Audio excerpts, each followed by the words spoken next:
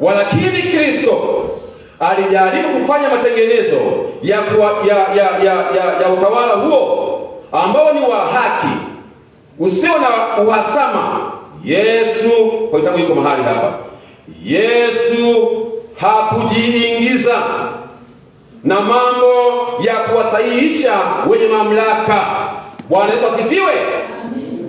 Yesu Kristo hakujiingiza na kuwasahihisha wenye nini? Wenye mamlaka wa siku hizo. Yeye aliyekuwa kielezo chetu alijitenga na mambo ya siasa na mambo ya serikali. Si kwamba alikuwa hajali mambo ya wanadamu, ila kwa sababu dawa yake haikutokana na mawazo ya wanadamu, wala kanuni za mambo ya nje haziwezi kuongoza mambo ya kiroho. Bwana asifiwe.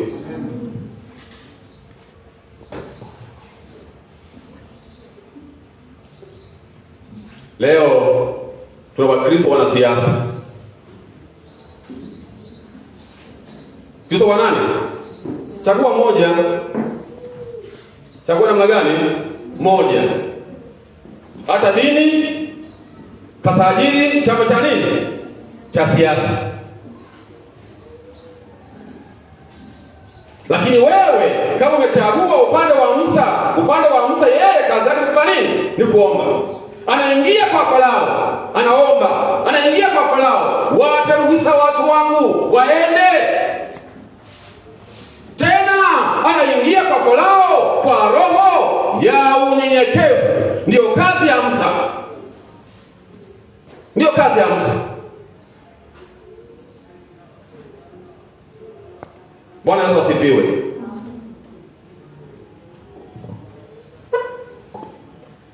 Huo ndio wajibu. Huo ndio wajibu wa nini?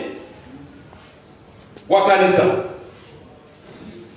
Naongea na dunia kwa ujumla. Naongea sasa na nchi kwa ujumla. Naongea sasa na Tanzania kwa ujumla. Bwana Yesu asifiwe. Amina. Leo mjadala uliopo ndani ya nchi ya Tanzania, mama mangapi? Mama wili. Mama ngapi? Mama wili. Mjadala mkuu ambao uko ndani ya nchi ya Tanzania, mama mangapi? Mnayafahamu? Hamyajui. Jambo la kwanza linalopiganiwa ni haki. Jambo la pili ni amani. Mama mangapi? Kuna watu wengine wanataka, hatutaki amani, tunataka haki. Wengine wanasema hatutaki haki, tunataka nini? Mambo ngapi? Mawili. Kuna haki na amani. Haki na amani. Wengine wanatembea na haki, wengine wanatembea na nini? Na amani. Kwani waambie ndugu zangu asubuhi ya leo, amani ndiyo jawabu la mambo yote. Amani ndiyo jawabu la mambo la magani yote. Asubuhi ya leo ujumbe wangu, chagua amani. Ujumbe wangu asubuhi ya leo, na wasihi vijana wa Tanzania, na wasihi watu wote wa Tanzania, asubuhi ya leo chagua amani. Chagua amani asubuhi ya leo. Amani ndiyo jawabu la kila kitu. Wao wanasema kwa sababu najua kama hakuna haki hakuna amani. Bwana Yesu asifiwe. Yakobo sura ya 3:18. Yeye anaongea nini? Zaka nisoma wapi? Yakobo 3:18. Yakobo 3:18. Chagua amani asubuhi ya leo.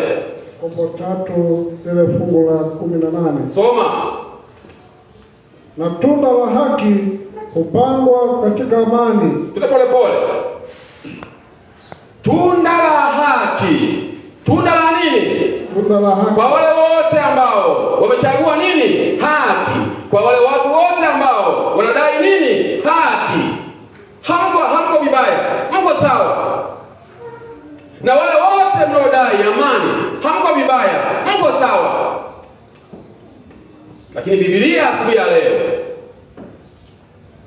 Mungu asubuhi ya leo, ambaye Mungu yeye ndiye mfalme wa amani. Mungu alikuja duniani hapa kwa umbo la mwanawe Yesu Kristo, alijidhihirisha. Ukisoma Isaya 9 fungu la 6, yeye anaitwa ni mfalme wa nini? Ni mfalme wa amani.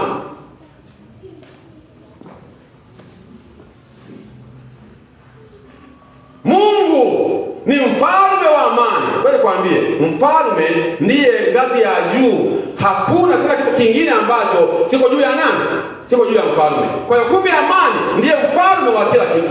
Maana Mungu ni mfalme wa nini? Mfalme wa amani. Soma hali pale. Soma Haya. Soma hiyo Yakobo, jamaa Yakobo. Yakobo 3 fungu la 18. Tunda la haki hupandwa katika amani. Tunda la haki. Kumbe tunda la haki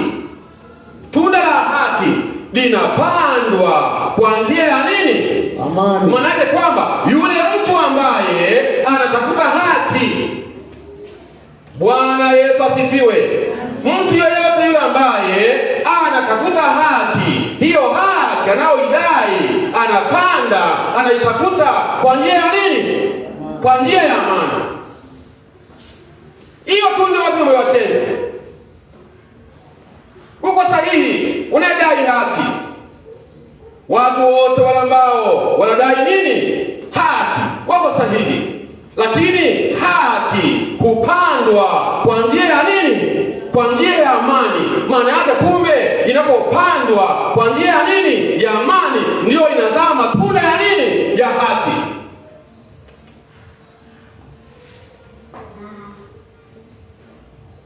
Tupande haki kwa njia ya nini? Tutafute amani kwa njia ya nini? Tutafute haki kwa njia ya nini? Kwa njia ya amani. Kweli sisi kama Watanzania imefikia mahali fulani mpaka imeshindikana, tukakaa kwa pamoja, tukashauriana, tukajadiliana kama Watanzania, watoto wa baba mmoja, sisi wote ni ndugu, taifa moja. Amekosekana mtu mwenye busara, imeshindikana, tukakaa tukajadili mambo yetu kwa njia ya nini? Kwa njia ya amani, ili sasa tupate hiyo haki iliyokosekana, lakini kwa njia ya nini? Yaani mpaka haki tuitafute kwa njia ya mabango, kwa njia ya kuandamana. Watu wanakuambia ndio, maana kuandamana ni mujibu wa nini? Ni kwa mujibu wa sheria. Sheria ya nchi inakubali maandamano. Ndiyo, na mimi nakubali. Sheria ya nchi inakubali nini? Maandamano. Lakini sheria ya nchi haikubali maandamano ya nini? Ya fujo. Pole. Ndiyo, sheria ya nchi inakubali maandamano. Lakini je, hiyo sheria ya nchi inayokubali maandamano ni maandamano ya namna gani? Ni maandamano ya kufika unachoma nyumba ya mtu? Ndio sheria inayoelekeza?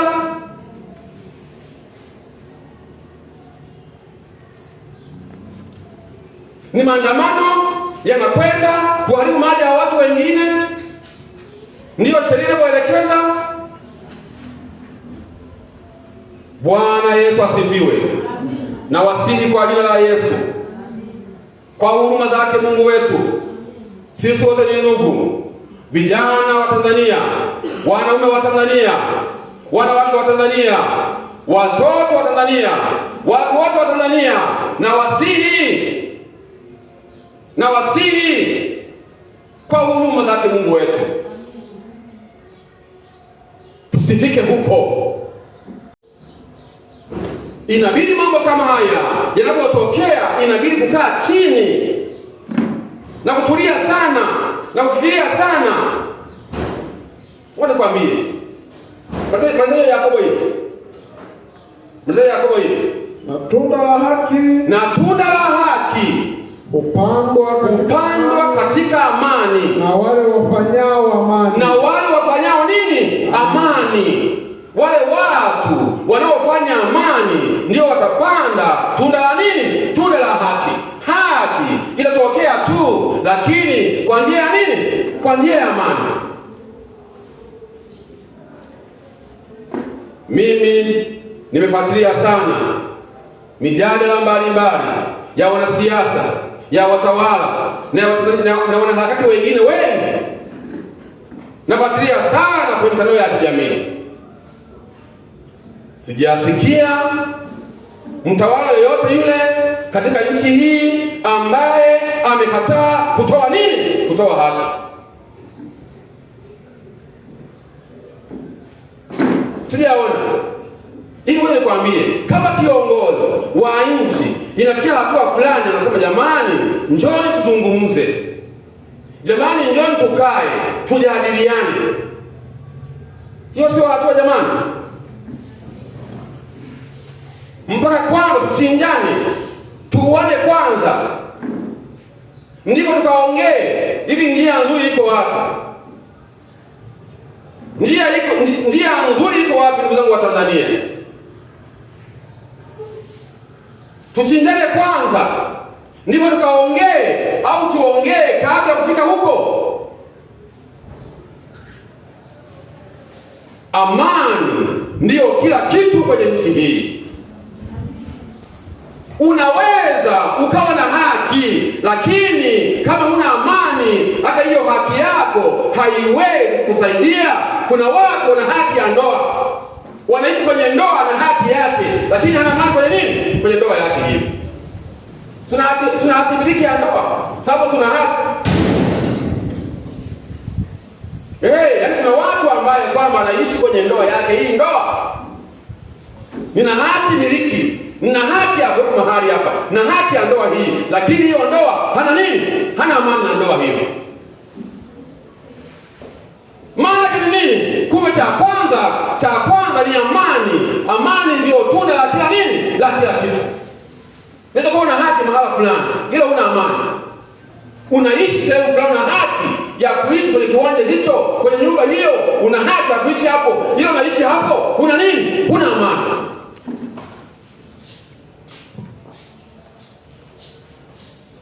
Ndio, nina haki miliki ya kiwanja hiki na nyumba hii ni ya kwangu, na haki ya kuwepo hapa, ila unaishi hapo, una nini? Una amani.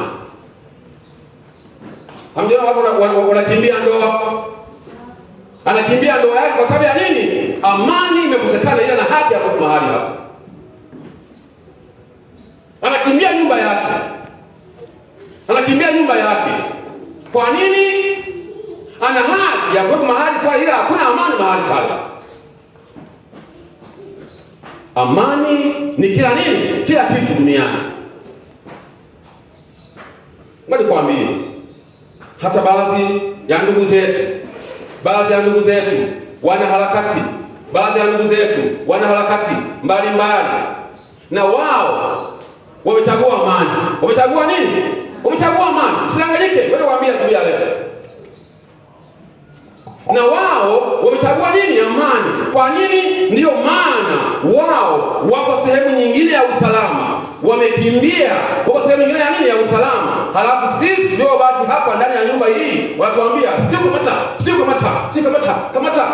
kamata huyo. Wewe unaambia kamata wewe huko nje. Maana yake nini? Yeye amechagua nini? Amani. Ukimwambia njoo basi tuandamane pamoja, basi tumekuelewa, njoo tuandamane pamoja kudai nini? Haki. Yeye haji. Yeye anaongea akiwa kwenye mtandao. Yuko wapi? Nje. Anakuambia wewe andamana.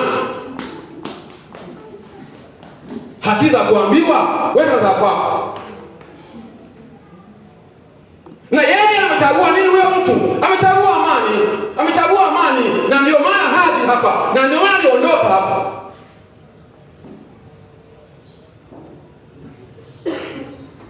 Kwa nini aliondoka? Maana aliondoka hapa kwa sababu alihitaji haki. Alihitaji nini? Haki. Kwa njia isiyo namna gani? Isiyo sahihi.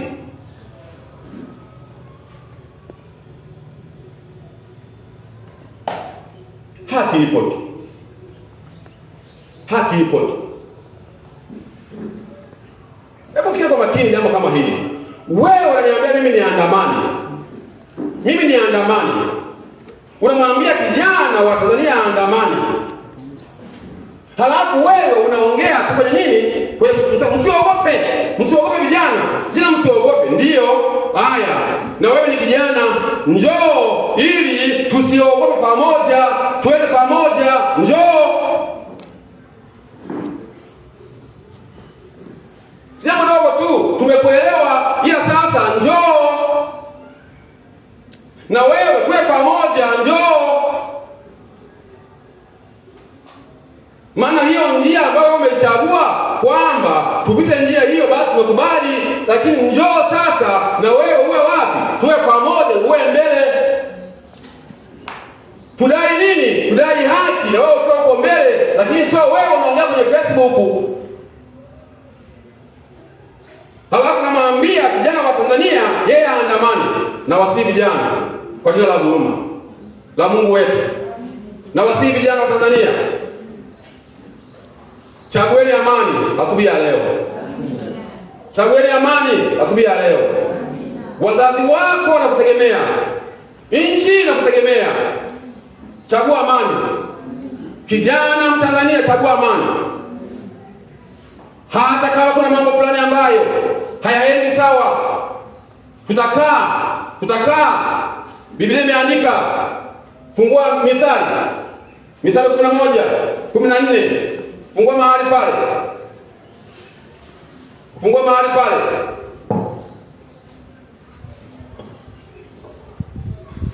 Fungua mahali pale.